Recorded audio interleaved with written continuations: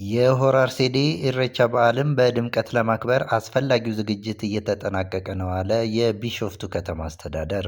የአስተዳደሩ ኮሚኒኬሽን ጽሕፈት ቤት ኃላፊ አቶ ኢብራሂም ሁሴን ለፋና ዲጂታል እንዳሉት ኢሬቻ የኦሮሞ ሕዝብ ክረምቱ በሰላም በመጠናቀቁ ሁሉንም ነገር ለፈጠረ አምላክ ምስጋና የሚቀርብበት በዓል ነው። የአንድነት፣ የፍቅር እና የወንድማማችነት በዓል የሆነው ኢሬቻ መጪው ዘመን መልካም እንዲሆን ፈጣሪ የሚለመንበት መሆኑንም አውስተዋል።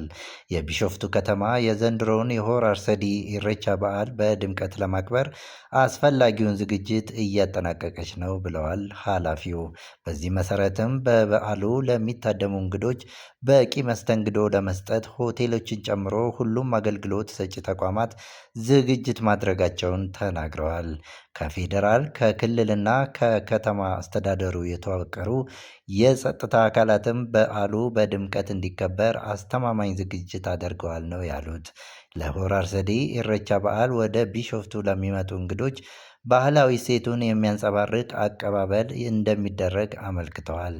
በኮሪደር ልማት እየተዋበች የምትገኘው ቢሾፍቱ በዓሉ እሴቱን በጠበቀ መልኩ እንዲከበር የምታደርገውን ሁለንተናዊ ዝግጅት እየተጠናቀቀ እንደሚገኝ ጠቁመዋል።